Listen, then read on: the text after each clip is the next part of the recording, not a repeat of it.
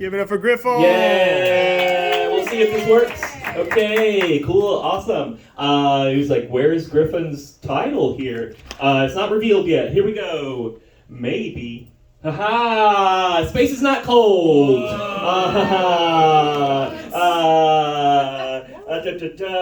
least not in the way you think it is. About how you think about temperature. I just want to make sure Jason has all the facts in case he needs to make a spacewalk. Right. Thank you, buddy. Anyway. Oh, sure. Tell me this is something unlikely that Jason's going to do. You're telling me Jason won't make a spacewalk? No. You don't know his dreams. His wants. His desires. Anyway. You will not freeze to death immediately if you take your helmet off in space, despite what Hollywood and most TV shows and movies tell you. It will not happen. Please, Jason, do not take this as an encouragement to walk out without your helmet. Please don't. Okay. I'm going to do it.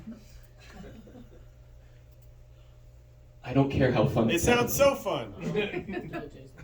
Cool, awesome. Quick heat transfer lesson. There's 3 ways to transfer heat. One is conduction. That is solid to solid heat transfer. That is atoms and molecules directly vibrating against each other and transferring the energy between them. Then there's convection. That is a solid or liquid to liquid and gas transfer. It's literally the molecules or atoms coming through, picking up the energy and kind of going on their merry way. Final one is radiation. Radiation is mostly not the kind that you're thinking of, in the nuclear sense, but mostly infrared radiation. When things heat up, they give off energy in the form of the infrared light, and that is why the sun feels hot. Awesome. Space has only one of these available. That is radiation. Why, do you ask, Griffin? Well, thank you. Space doesn't have any, atmosphere. There's nothing up there. So people think, you go out into space, it's cold. Yes. Technically, the atoms that you can find in space are cold, but those atoms are so far apart from you, they can't remove any heat from you. There's a reason your little water bottle with the vacuum thing doesn't get rid of very much heat. It's a very poor way of getting rid of heat. It's really hard to get rid of heat in space, strangely enough. You're more likely to overheat. Radiation. Not the kind you're thinking of. As I was mentioning,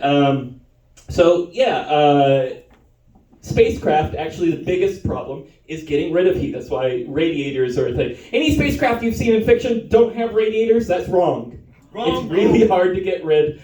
They should have these kind of like wings almost, most of the time. Anyway, that's why AI data centers in space is really hard and is not a good idea. Anyway. What would happen if Jason took his helmet off? Let me tell you. Here's what would actually happen. So they would pass out in 10 to 15 seconds. They don't have it. A lot of the reason we can hold our breath underwater is because we have air in our lungs and we're still kind of pulling a little bit. But if you just have what's in your bloodstream, you've got 10 to 15 seconds until your brain passes out. What would happen next? The liquids on the surface of your skin would immediately boil. Boiling happens at different temperatures based on the pressure. And if there is no pressure, they immediately do that. So they just turn from liquid to gas immediately. Your skin would expand, but your skin is stretchy, so you wouldn't explode. Anyway, it sounds painful and deadly. It's not. Well, it's painful. You'd probably get a terrible sunburn. If you can see the sun, it would burn you. There's nothing in between you and the sun. Your skin's not designed for that. Anyway, you'd asphyxiate and die in 1 to 2 minutes. Oh. That's just how that works. You don't have any oxygen in your blood. You need it. So survivable, yes. Fun, no. Don't do it, Jason. Don't do it. Jason, what are you doing? Don't do it. No, no, Jason, no! That's it. Yes, question. Can you explain what happens if you take a deep breath, then get shot into space? That would be bad. You wouldn't be able to keep that in your lungs would explode. They explode? Yeah, you want to breathe out. You don't want any pressure internal because you would not be able to hold that breath. Your lungs would literally explode. Would you get the bends?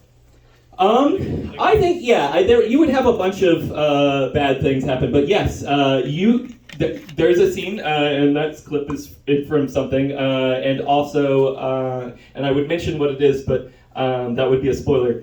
And also For All Mankind, I think there's a scene where someone jumps, without a spacesuit to another spacecraft and they survive. And some people are like, that's not realistic. That is realistic. We've been taught the opposite. There's also a scene from Titan AE, if you've ever seen it.